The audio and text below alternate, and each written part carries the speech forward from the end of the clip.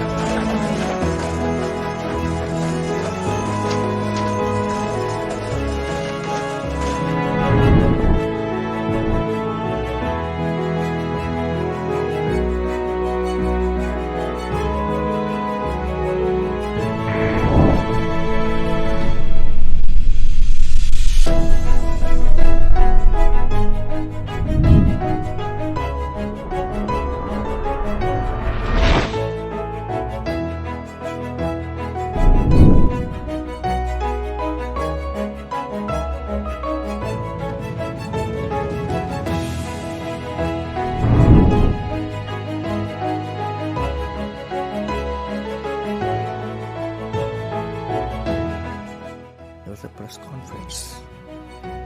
Professor Satish Dhawan told me, you go and take the press conference. Okay.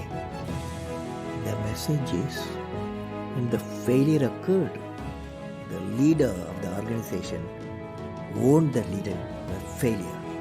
When the success came, he gave to his team.